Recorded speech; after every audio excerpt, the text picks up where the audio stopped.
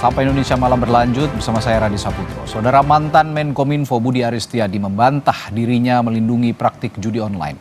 Nama Budi muncul dalam surat dakwaan jaksa dengan terdakwa Zulkarnain Apriliantoni. Mantan Menkominfo Budi Aristiadi diduga membackingi praktik judi online. Nama Budi terungkap pada dakwaan Zulkarnain Apriliantoni terdakwa kasus judi online. Namun Budi membantah tudingan ini. Ditemui usai audiensi bersama pimpinan KPK di Gedung Merah Putih, Budi tak berkomentar banyak dan hanya mengingatkan jika Tuhan tak tidur. Gusti Allah boten sare, Tuhan tidak pernah tidur. Selesai. Kapolri juga katanya siap panggil Bapak kalau misalkan terbukti gitu Pak. Apa lagi ya? Lagu lama kaset rusak. Ya. Tuh itu aja dikutip tuh, lagu lama kaset rusak. Kapolri Jenderal Listio Sigit Prabowo menyebut kemungkinan memanggil kembali Budi Ari yang pernah diperiksa sebagai saksi atas kasus judi online. Nah, tentunya kita mengikuti proses sidang, nanti petunjuk dari hakim seperti apa. Yang jelas pernah kita periksa dan tentunya mungkin akan kita konfirmasi ulang apabila memang ada petunjuk. Sementara pihak Kejaksaan Agung bilang Budi Ari bisa saja dihadirkan sebagai saksi untuk diperiksa di persidangan kasus judi online. Namun menurut Kapus Penkum Kejagung Harli Siregar, pemanggilan Budi Ari bergantung pada kebutuhan pembuktian jaksa ataupun perintah majelis hakim di persidangan. Kalau yang bersangkutan masuk menjadi saksi dalam berkas perkara ini, tentu penuntut umum selaku pihak yang dibebankan pembuktian ya sebagai pemilik perkara tentu ya bisa saja memanggil yang bersangkutan itu sebagai saksi untuk diperiksa di persidangan itu. Nah itu dia. Nah tetapi kalau yang bersangkutan tidak masuk di dalam berkas perkara dalam daftar saksi misalnya, maka itu dikembalikan kewenangannya kepada majelis hakim. Tentu dasar dari penuntut umum menyebutkan pihak-pihak itu dalam surat dakwaannya didasarkan pada fakta-fakta yang ada di dalam berkas perkara. Dalam dakwaan jaksa, Budi Ari yang masih menjabat sebagai Menkominfo disebut mendapat jatah 50% dari keseluruhan website yang dijaga dengan tarif 8 juta rupiah per website. Sementara pemerintah menegaskan tidak akan mengintervensi proses hukum kasus judi online.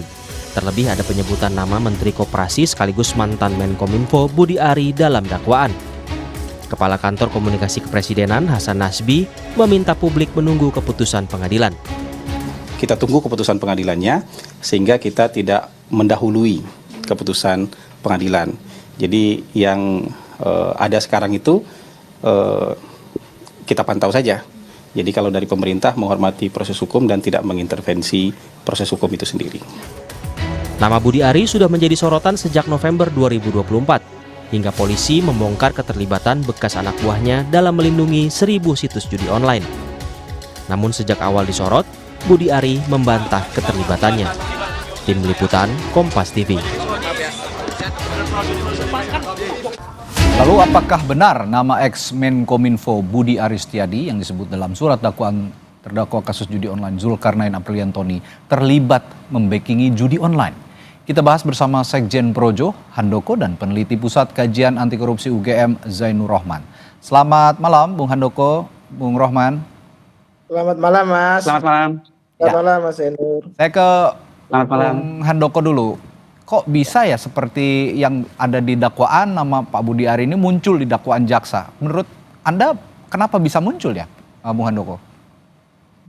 Kalau kenapa bisa muncul, saya nggak tahu persis ya. Yang jelas itu kan mungkin dari proses awal penyelidikan sampai kemudian ke kejaksaan dan seterusnya. Tapi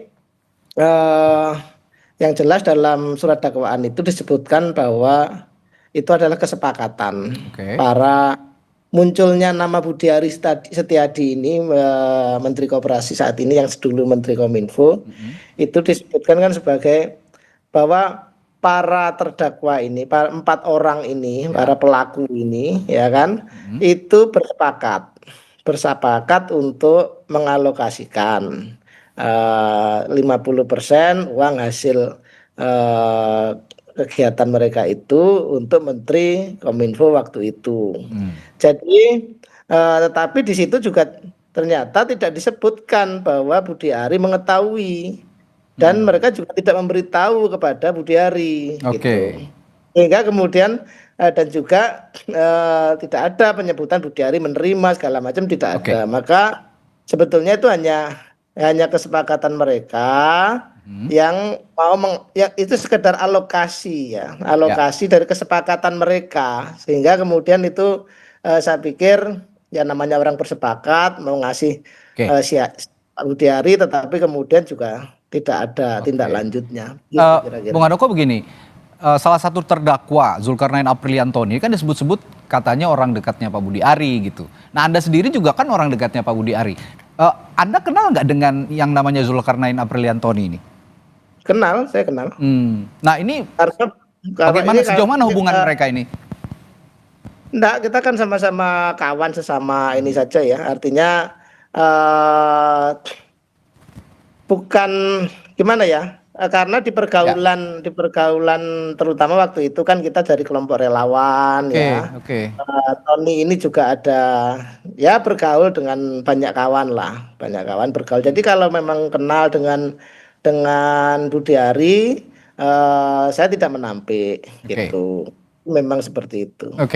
Nah kalau gitu saya ke Mas Rohman sekarang. Mas Rohman, nama Pak Budi Ari ini muncul di dalam dakwaan. Ini sehingga memunculkan dugaan begitu di luaran sana, asumsinya bahwa Pak Budi Ari ini terlibat nih dengan kasus judi online yang sekarang sedang di persidangan. Menurut Anda betul ada kemungkinan terlibat? Ya, jaksa memasukkan nama seseorang di dalam dakwaan itu bukan berdasarkan fitnah, opini atau ngarang sendiri. Itu hasil dari memeriksa BAP dan juga diikuti tindak lanjutnya ketika ada pelimpahan perkara dilakukan pemeriksaan tambahan oleh jaksa. Nah, di dalam BAP dari penyidik, di dalam pelimpahan perkara jaksa juga melakukan pemeriksaan sendiri, itu ada beberapa informasi. Antara lain yang pertama adalah BAS ini diduga yang pertama memerintahkan pada Zulkarnain untuk mencari orang yang bisa melakukan pengumpulan data resep judi online. Itu yang pertama. Yang kedua, kemudian ada beberapa tindakan yang mengarah kepada satu bentuk pengetahuan. Antara lain misalnya memindahkan lokasi pemeriksaan website judi online dari lantai 3 kemudian dipindahkan ke lantai 8. Kemudian juga ada bentuk-bentuk komunikasi. Apakah kemudian itu berlanjut kepada pemberian uang? Itu memang nanti masih jauh. Tetapi dari hasil keterangan yang dikumpulkan dari para terdakwa lain, juga dari alat-alat bukti yang ada, itu ada kode PM. Nah, kode PM ini ya sejauh ini berdasarkan dakwaan diduga adalah satu bentuk kode untuk waktu itu adalah Menteri Kominfo yaitu BAS. Nah, kode PM ini masuk dalam daftar pihak yang menerima pembagian atas hasil membackingi judi online sehingga tidak diberantas websitenya tetap hidup. Sehingga apakah terlibat atau tidak, ya sejauh ini disebut di dalam dakwaan meskipun dakwaannya adalah dakwaan Zulkarnain, tetapi belum juga kita katakan itu terlibat atau tidak. Itu adalah tugas dari penegak hukum untuk menindaklanjuti dengan pengembangan perkara, Mas Radhi. Nah ini kami baru saja mendapatkan tanggapan terbaru dari Menteri Koperasi yang juga mantan Menkominfo Budi Ari Setiadi terkait namanya yang muncul di sidang kasus judi online. Nah, Budi Ari kali ini membantah kembali dan mengaku tidak mengetahui terkait kasus judi online. Kami hadirkan pernyataannya. Jadi menurut yang kami tangkap itu kan disebut menerima alokasi 50%. Nah, pertanyaan berikutnya adalah apakah saya tahu? Saya tidak tahu. Apakah mereka pernah memberitahu? Mereka tidak pernah memberitahu. Yang ketiga, apalagi aliran dana. Gitu loh.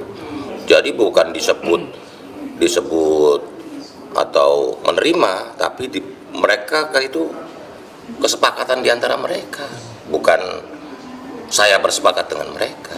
Gitu. Itu lengkap kok di berkas. Jadi selama ini media mengutip tergesa-gesa atau misleading atau framing dan cenderung fitnah ke saya, gitu.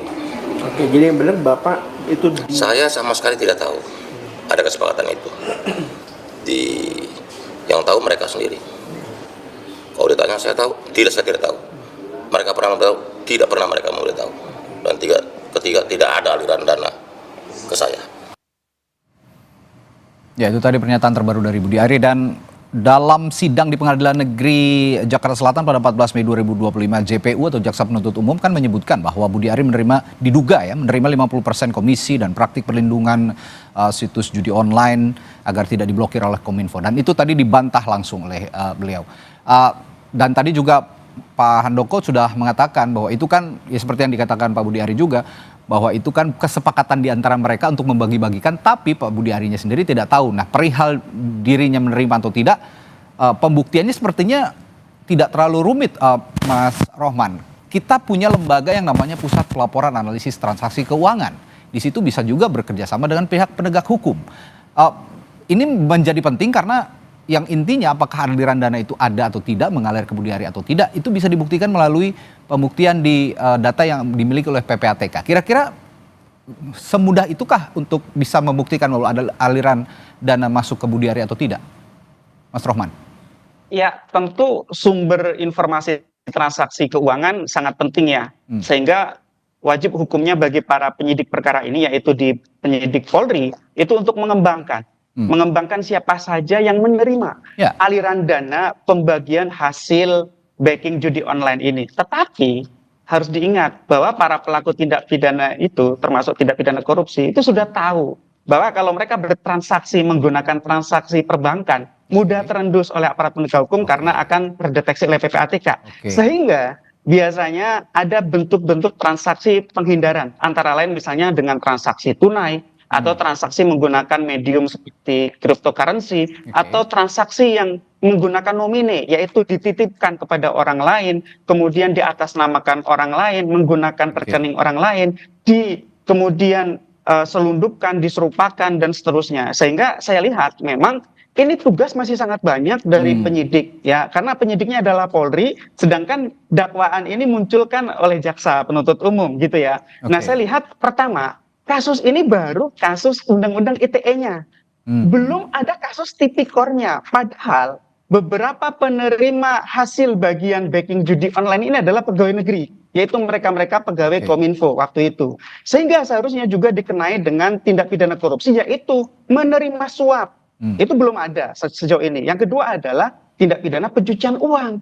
Karena kan mereka ini bertransaksi untuk mengamankan diri dari deteksi aparat penegak hukum. Tentu mereka juga biasanya akan menggunakan berbagai metode dengan cara-cara untuk mengamankan diri seperti menggunakan layering dan seterusnya. Sehingga seharusnya ada dua tindak pidana lain yang harusnya digunakan oleh aparat penegak hukum, yaitu yang pertama adalah tindak pidana korupsi dan yang kedua adalah tindak pidana pencucian uang. Nah, soal apakah aliran itu sampai atau tidak kepada BAS, yaitu tugas dari penyidiknya gitu ya, untuk mengembangkan. Tentu nanti bisa dengan berbagai alat bukti lain, memeriksa saksi-saksi, memeriksa terdakwa yang saat ini sedang disidangkan, memeriksa bukti digital komunikasi di antara para pihak itu, kemudian juga memeriksa transaksi keuangan dari PPATK, juga bisa menawarkan kepada para pihak untuk menjadi justice collaborator yang sekarang sedang jadi terdakwa. Tawarkan saja, kalian mau nggak jadi justice collaborator, pelaku yang bekerja sama. Kalau mau membongkar pelaku yang lebih besar, kita kasih keringanan-keringanan nanti di dalam tuntutannya. Misalnya seperti itu, Mas. Baik, Mas Handoko, Pak Handoko, kalau begitu Arna juga sebagai orang dekatnya Pak Budi pasti juga tahu upaya yang paling paling kuat begitu yang diupayakan untuk membuktikan bahwa tidak ada aliran dana, karena ini menjadi pembuktian yang paling penting, aliran dana ini ada atau tidak. Nah, bagaimana sejauh ini pembuktian yang akan dilakukan pihak Pak Budi Ari untuk membuktikan bahwa tidak ada aliran dana sebenarnya ke Budi Ari sejauh ini? Ya, kalau soal hukumnya kan sekarang ini kan gini loh, kan tidak ada dalam status hukumnya Pak Budi Ari, kan nggak ada dalam ranah itu, nggak ada dalam wilayah itu. Jadi sekarang kan yang berkasus kan mereka, Tony dan kawan-kawan itu, ya kan. Kemudian mereka menyebut, ya sebetulnya saya setuju dengan Mas Zainur tadi bahwa ini tugasnya aparat hukum untuk. Jadi sekarang menunggu saja aparat hukum bekerja begitu? Ya pasti begitu. Apa yang bisa dilakukan karena memang tidak berada dalam arena itu kan. Pak Budi Ari kan tidak berada dalam arena itu, tetapi namanya disebut begitu. Yang tadi sudah dijelaskan. Jika nanti diminta menjadi saksi misalnya di persidangan untuk membuktikan bahwa tidak ada aliran dana, sejauh ini sudah ada persiapan itu?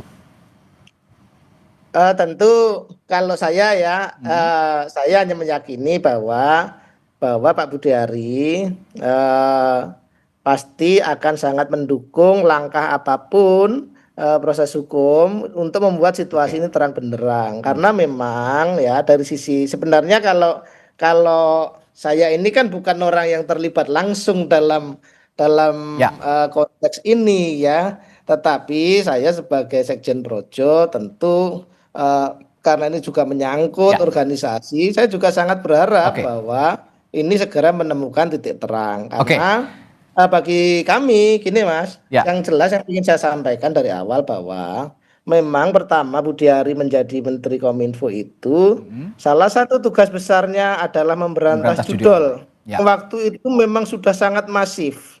Dan kemudian Pak Budi Ari dengan tim di Kementerian Kominfo saya lihat bekerja sangat keras, banyak sekali effort yang dilakukan. Kami di Projo membantu waktu itu mengkampanye juga untuk memerangi judi online.